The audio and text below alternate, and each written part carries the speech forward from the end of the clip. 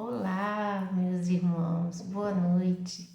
Que a paz do Mestre Jesus esteja nos nossos corações, nos amparando, nos abençoando para mais uma noite de estudo e reflexão dos ensinamentos do Mestre Jesus. Hoje vamos fazer a lição de número 12 do livro Vidas Vazias, esse livro que nós estamos estudando aí ponto a ponto, né, lição a lição. E Joana intitulou a lição de hoje Recorre à Oração. Joana de Ângeles, nessa lição, ela vai nos orientar, ela vai reforçar conosco o recurso terapêutico da prece em nossas vidas. A importância de nós estabelecermos pela oração essa recorrência ao Pai. A necessidade que nós temos de criar esse hábito ainda tão utilizado por nós apenas nos momentos de aflição.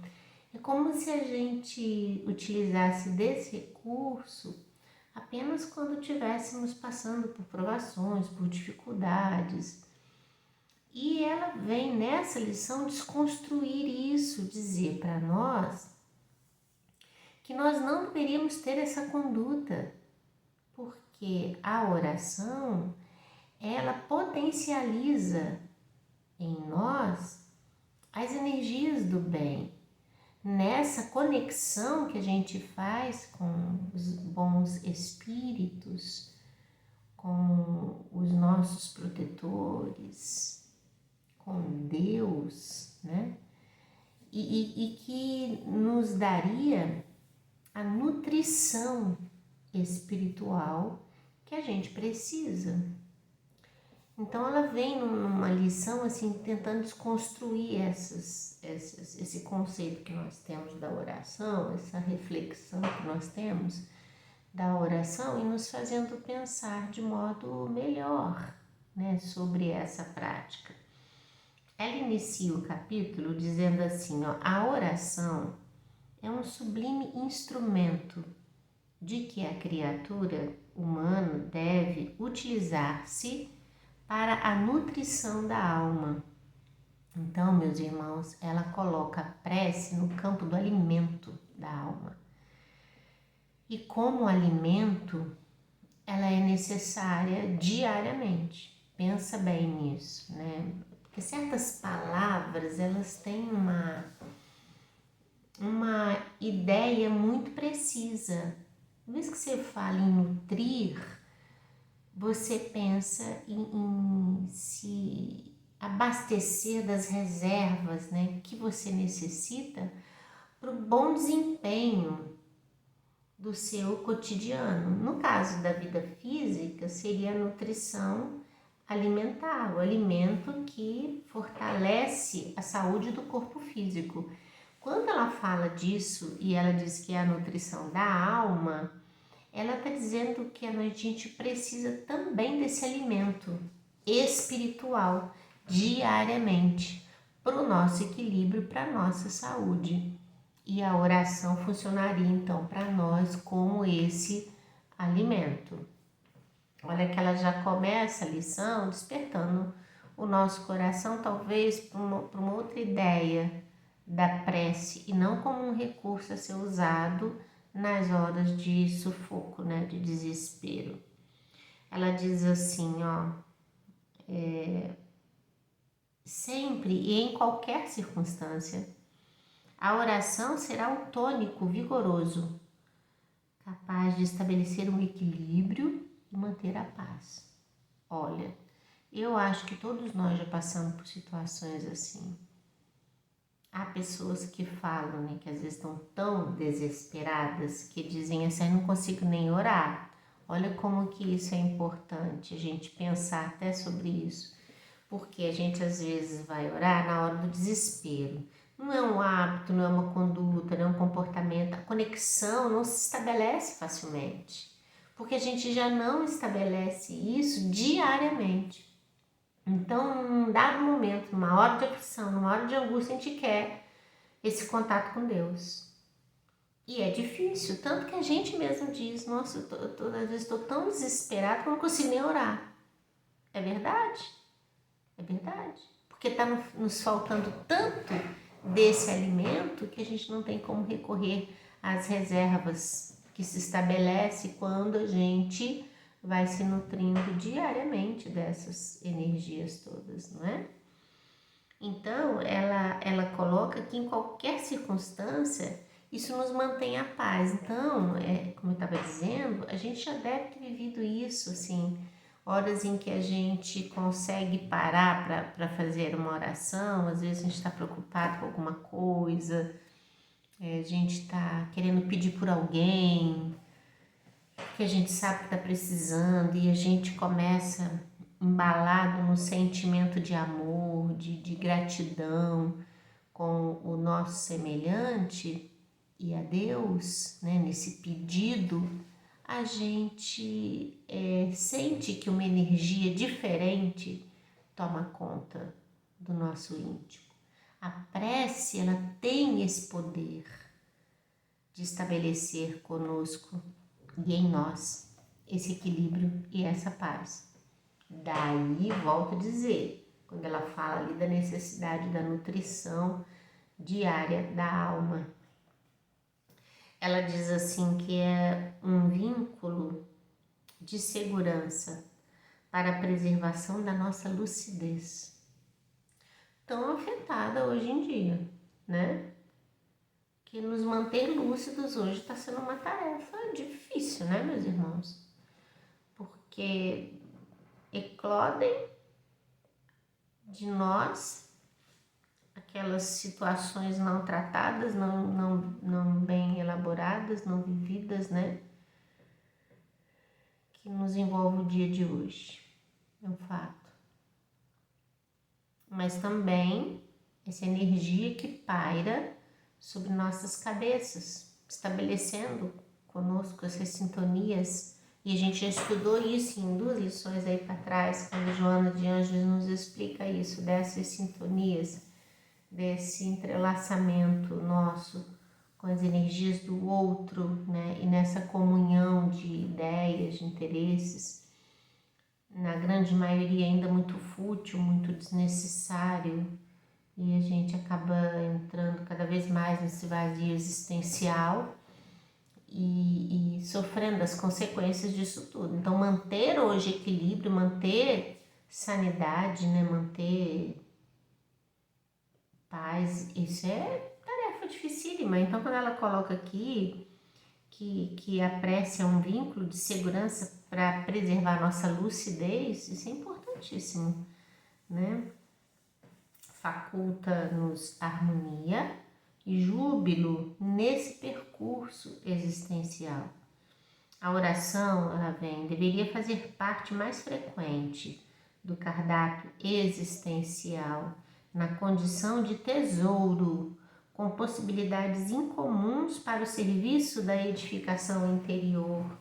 Olha, meus irmãos, ela mais uma vez coloca aqui, do processo da edificação interior, do estabelecimento do reino de Deus em nós. E colocando a prece, a oração, como algo indispensável a isso. É preciso pensar sobre essas coisas. É preciso pensar sobre tantas coisas que envolvem a prece, por quê? A gente sabe que a prece não é um conjunto de palavras ditas sem sentimento. Porque aí elas não atingem, né, os benfeitores espirituais. Porque a comunicação é de alma para alma, né? Também ela precisa ser dita com o ardor da alma que quer se comunicar. Sem repetitórios, sem sentido, né? Coisas que não nos auxiliam, não amparam.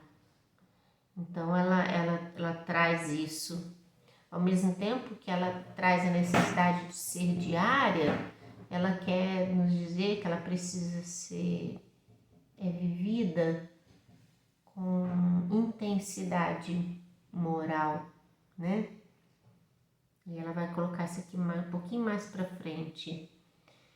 Ela diz o seguinte, ela fala então que deveria fazer parte desse cardápio, né, nosso, existencial. Ela, por equívoco de alguns teólogos e crentes desprevenidos, a oração é apenas conhecida como uma reserva de forças para momentos especiais. Aí ela faz uma crítica a essa cultura de que a oração ela deve ser um recurso a ser utilizado apenas nas horas de grande afetação, de dor, de sofrimento, de provação. Ela desconstrói isso aqui com a gente nessa lição. Ela já está fazendo isso lá desde a primeira frase, quando ela vem dizer que ele é um recurso terapêutico diário, nutrição da alma, que faz parte da nossa sanidade mental, do nosso equilíbrio, da nossa lucidez, né? Olha quanta coisa ela vem colocando aqui pra gente. Aí ela fala, como consequência desse pensamento, né, que os teólogos nos colocaram, os crentes, né? Como consequência disso, se lhe recorre ao auxílio somente quando as circunstâncias parecem conspirar contra os anseios do bem-estar e outras ambições humanas. E nesses casos esperam-se ocorrências milagrosas, como se o ato de orar merecesse resposta imediata da divindade, atendendo às súplicas de urgência. Olha como que uma ideia reverbera numa outra tão grave quanto a anterior. Porque aqui no início ela fala que nós fomos criados, educados a orar apenas nas horas de sofrimento, de angústia e de dor. Ao mesmo tempo em que acontece isso, que nós somos educados desta forma, a ideia que se tem é que, estando nestes momentos de aflição e orando, seremos atendidos. O que espera-se, então, às vezes, um milagre de Deus, né? Porque há situações em que a solução imediata não aparecerá. É fato, não é? Não é, meus irmãos? Então, é isso que ela vem colocar. Então, você vê que um equívoco gera outro, né? E aí fica sempre essa pergunta assim, mas toda prece é atendida? Né? As preces endereçadas a Deus têm respostas? Vamos continuar aqui? Ela diz assim, ó, transformada em obrigação a que o indivíduo se vê forçado, é utilizada apenas em condição especial, principalmente a de desespero e de angústia, forçando-se a anuência a todos os problemas que são apresentados. Apegando-se a palavras sonoras ou poéticas, repetem-nas de memória, as preces, as orações, sem conexão com o alvo a que se deve dirigir. E aí, se é de alma para alma, as palavras ditas numa simples repetição mecânica, elas não têm esse valor, não é? Pensa bem. Normalmente, o resultado desse improviso é frustrante e desanimador. Frustra, por quê? Porque a gente não é atendido nessas orações, porque elas não conseguem atingir as zonas de elevação, os espíritos encarregados de ouvir as nossas orações, de atender na medida do nosso merecimento, de servir de instrumento para que as coisas se equilibrem. Então, ficam preces perdidas, soltas, não é? Quando, na verdade, a oração feita do coração, essa sim, essa tem verdadeiro valor.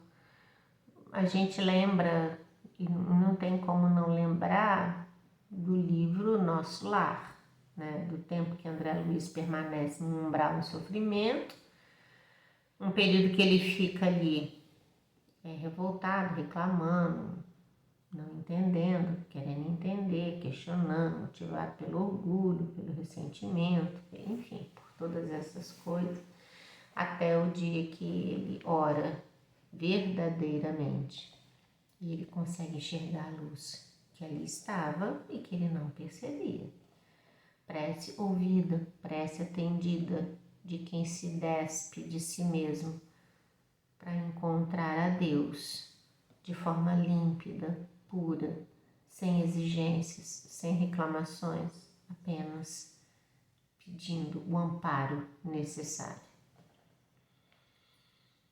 Ela diz assim: a existência física impõe compromissos e deveres que devem ser considerados e vivenciados, a fim de que ela transcorra de maneira aprazível. Neste item estão as tarefas espirituais, que requerem a oportunidade para serem exercidas com um indispensável espírito de abnegação e luta na busca da autoiluminação. Normalmente, as obrigações com o corpo exigem quase todo o tempo disponível nas ações de cuidados, esforços de toda ordem para atender a programas estabelecidos ou simplesmente os excessos de repouso ou mesmo da ociosidade. Quando algo sucede inesperado ou alguma necessidade se apresenta com urgência, é que se pensa na realidade do ser, nem sempre com a consideração que merece. É natural que os resultados não sejam satisfatórios ou inexistentes pela falta de conexão com as faixas superiores do bem. Tá vendo isso? Que é o que a gente estava colocando aqui. Ela tá falando assim, a gente vai vivendo a nossa vida com os compromissos que a gente tem de trabalho, com cuidado com o corpo, com saúde, com isso a gente vai dando conta disso tudo. E aí, quando a hora da dificuldade da luta vem, aí, a gente passa a pensar nas coisas espirituais. Então vamos pensar aqui em Deus, vamos buscar ajuda, vamos buscar os bons espíritos e tal.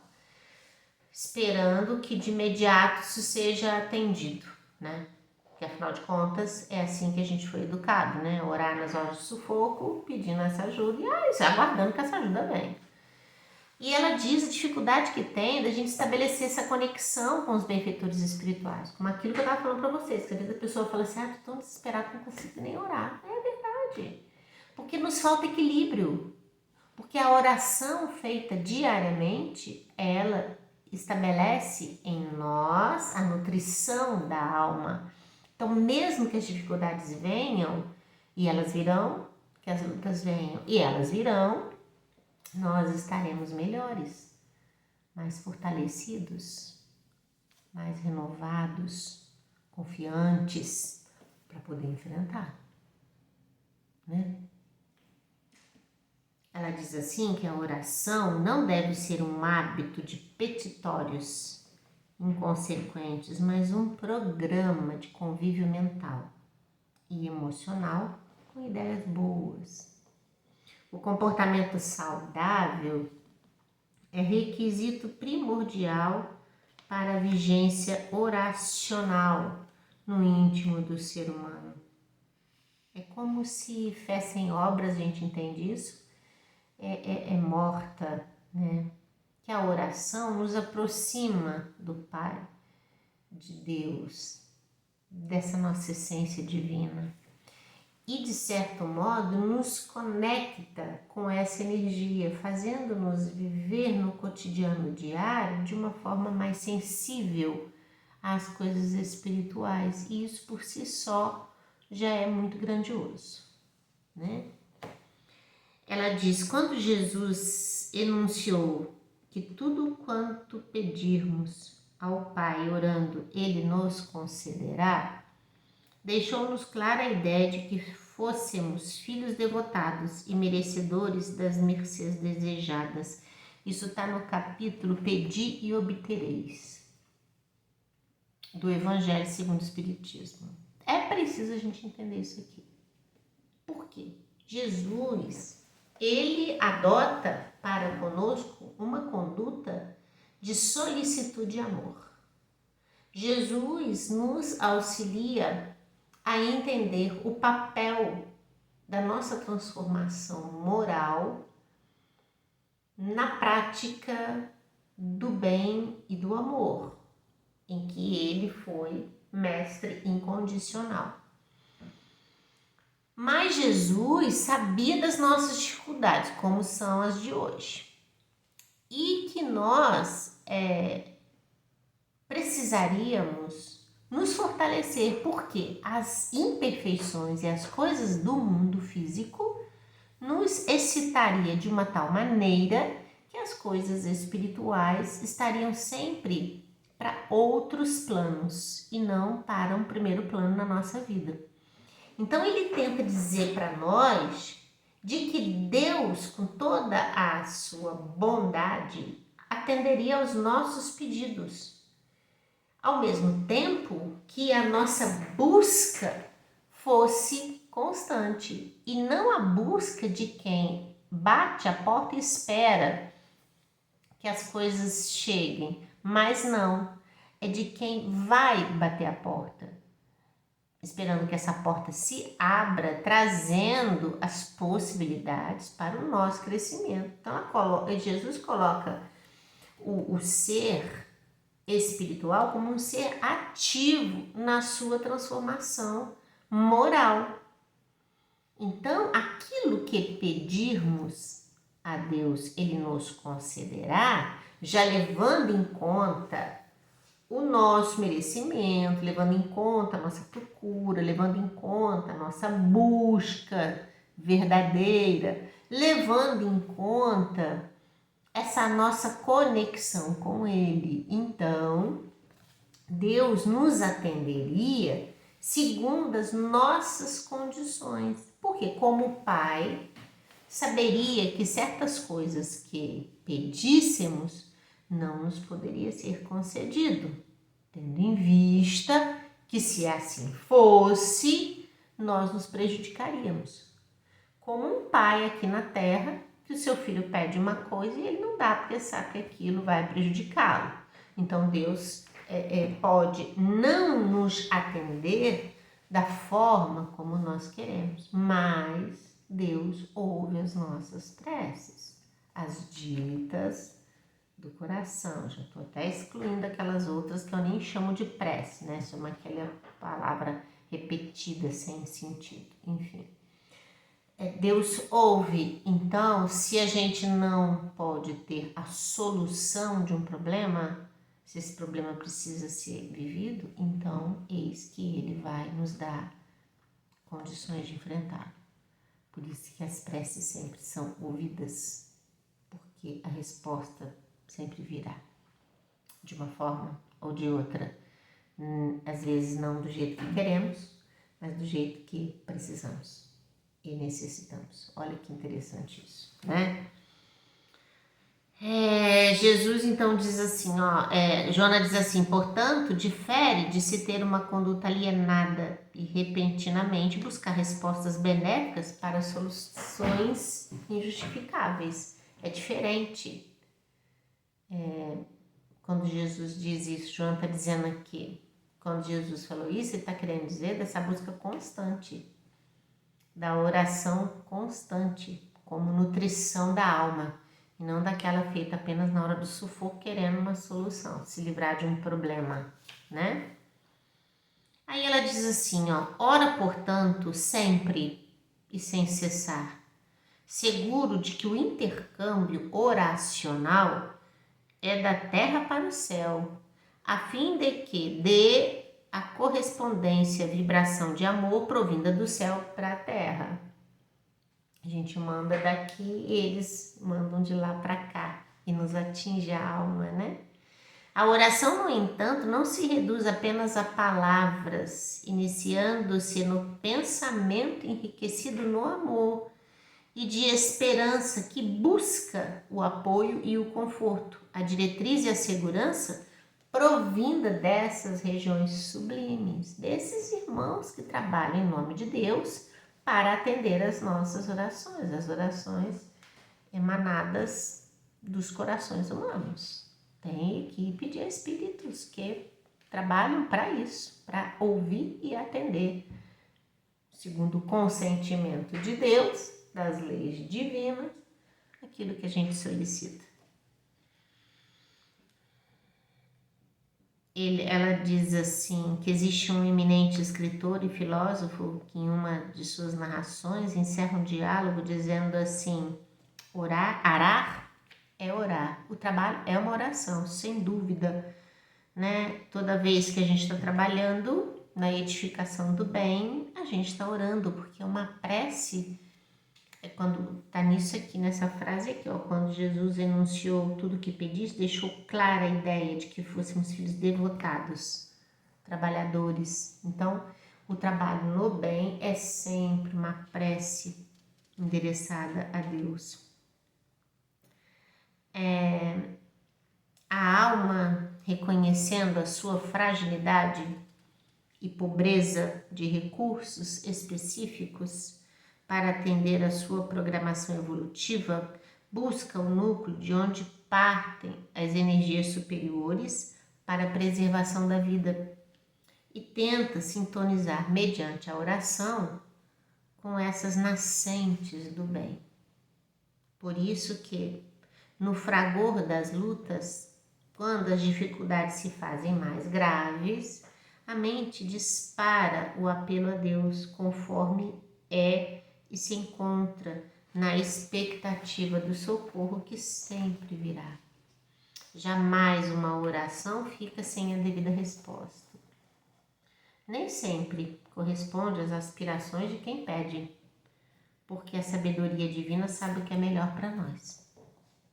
É necessário, pois, saber discernir quando da ocorrência, após o recurso oracional, não se permitindo desanimar ou desarmonizar por não haver sido resolvida aquela questão afligente. Tem coisas, meus queridos irmãos, que nós teremos que passar.